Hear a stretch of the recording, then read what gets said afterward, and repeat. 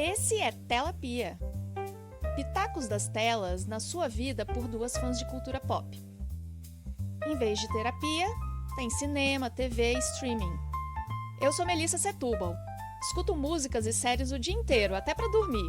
Mas no segundo que eu percebo que tem algum barulho eletrônico em cachoeira, praia, montanha, já juro vingança eterna JBL e a criatura que levou poluição sonora pra natureza. E eu sou Joana Pelerano, e se filmes e séries fossem professoras de arqueologia, eu ia sentar na primeira fila com Eu Te Amo escrito nas minhas pálpebras e ia dar piscadinhas estratégicas. O episódio de hoje é jovem, ele ouve K-pop e não usa o emoji do chorinho.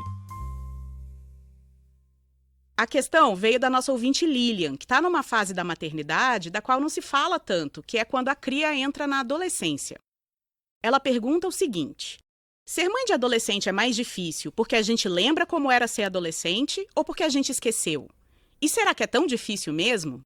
Para responder a essa pergunta, a gente foi pedir ajuda dos universitários. Conversamos com Cláudia Alaminos, educadora parental especialista em famílias com adolescentes, que você encontra no @claualaminos no Instagram. Ouçam essa aula. Eu acho que tem um pouco de cada coisa. Tanto porque a gente lembra de algumas coisas de quando era adolescente, e isso tem um lado bom e um lado ruim, quanto os esquecimentos que nós tivemos da fase, né, de quando éramos adolescentes, que também tem um lado bom e um lado ruim. A gente não pode esquecer que as lembranças que nós temos da nossa adolescência, elas foram guardadas em um cérebro adolescente. O cérebro humano termina o seu desenvolvimento por volta dos 24, 25 anos. E o final desse desenvolvimento, alguns neurocientistas dizem que é a parte que nos torna humanos, que é a parte das decisões racionais, da antecipação de consequências. Se eu fizer isso, vai acontecer tal coisa, então é melhor não fazer. Esse é melhor não fazer também tem um nome, que é controle inibitório. Apesar de ter vontade de algumas coisas, eu não faço porque eu consigo antever as consequências.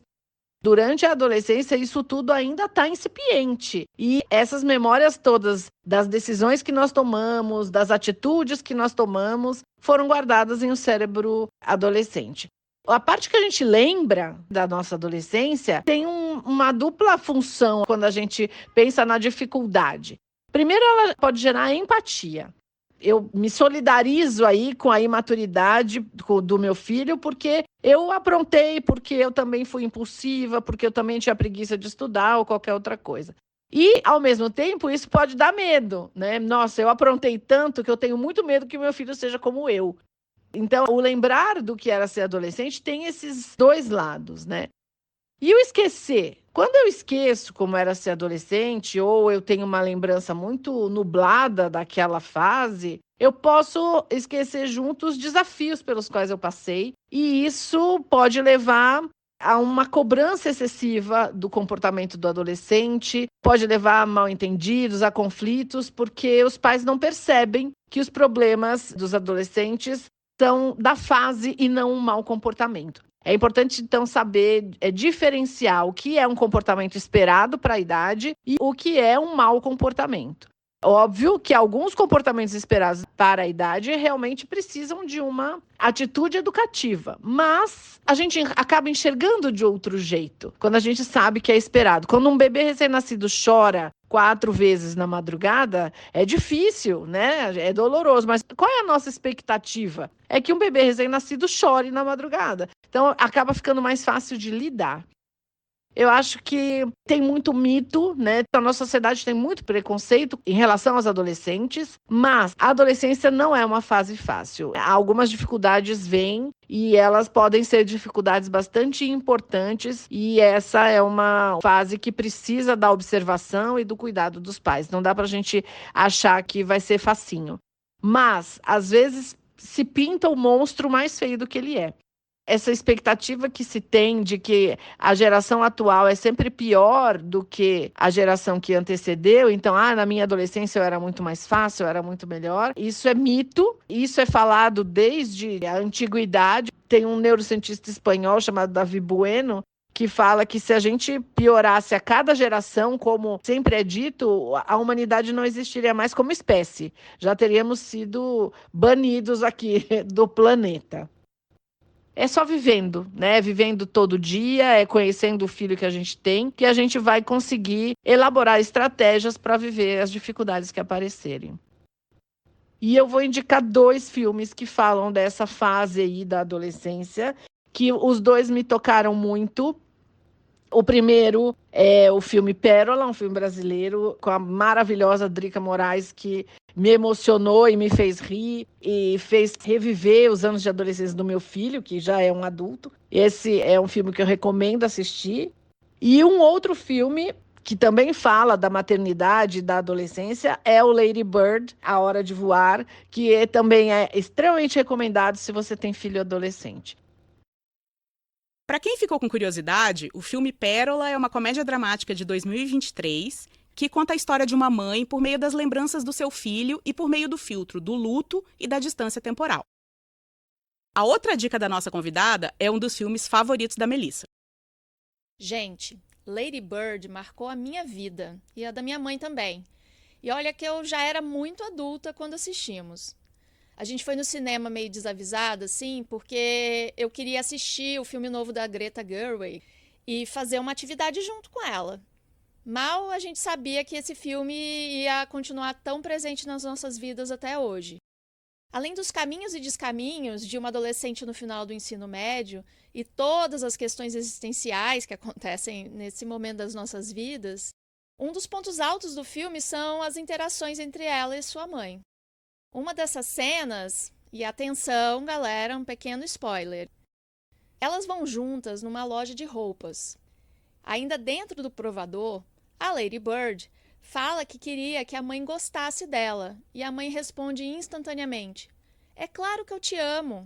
Daí ela sai do provador, olha nos olhos da mãe e reforça: "Mas você gosta de mim?"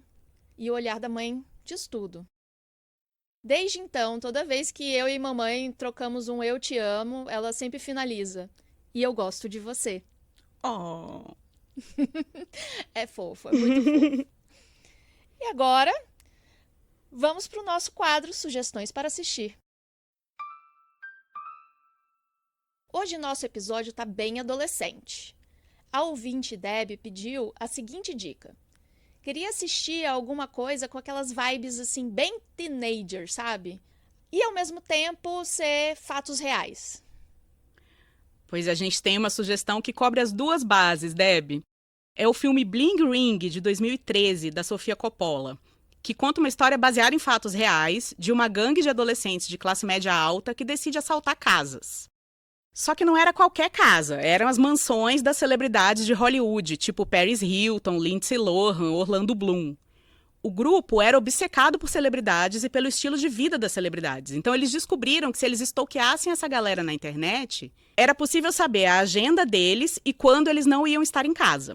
Aí eles iam lá e saqueavam roupa, sapato, bolsa, relógio, as coisas que eles queriam usar depois e também dinheiro para comprar mais coisas.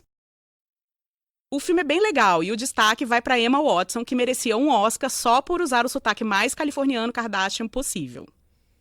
Esse sotaque foi icônico. Maravilhosa. Atriz. E você, Melissa, o que você tem de indicação? Eu tenho uma dica que dá para as 2 ouvintes que falaram hoje, tanto para Deb quanto para Lilian.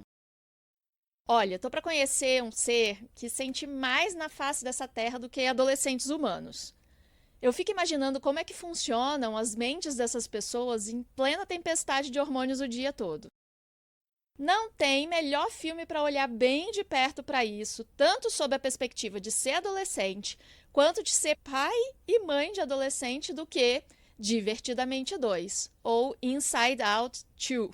O primeiro, Divertidamente, é uma animação que já virou um clássico, que a gente volta e meia vê algum meme falando dos Divertidamente da minha cabeça. O filme conta a história da Riley, que é uma menina que passa por uma grande transição da vida, mudança de cidade.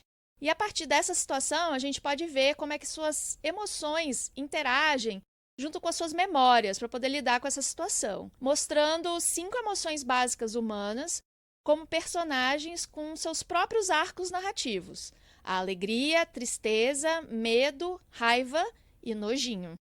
Já no segundo filme, a Riley está completando 13 anos, ou seja, As mudanças agora são no próprio corpo e na mente dela, e que dão as não tão boas-vindas assim a novas emoções: ansiedade, vergonha, tédio, inveja. Participação especial da nostalgia. O novo filme mostra muito bem como que a gente considera drama adolescente vai surgindo e se desenvolvendo internamente e nas relações sociais da Riley. Não tenho dúvidas que vai te ajudar tanto a ganhar um pouco de empatia e paciência pela pessoinha adolescente que você está criando, Lilian, quanto te fazer resgatar as suas próprias memórias dessa fase. E quem sabe também deixar aquela sua adolescente interior que sentiu tantas emoções se expressar um pouco agora também. E é muito adolescente, Deb, baseado em fatos reais de todo mundo que já foi adolescente. É um filme da Pixar que tá de parabéns pelos visuais da animação. Não sei até agora como é que a galera do estúdio conseguiu dar uma forma tão acertada para a ansiedade. E também para uma história cheia de profundidade, humor e aventura. Esse foi mais um episódio de Tela Pia. As sugestões de hoje foram os filmes Pérola, Lady Bird, A Hora de Voar, Bling Ring e Divertidamente 2, com participação especial do Divertidamente original. Se quiser pitacos como esses, mande sua pergunta anônima por aqui ou em @sessão de Tela Pia no Instagram. A cada episódio, a gente responde dilemas reais com sugestões de séries e filmes para você assistir, se divertir e, quem sabe, ganhar outras perspectivas. Até o próximo!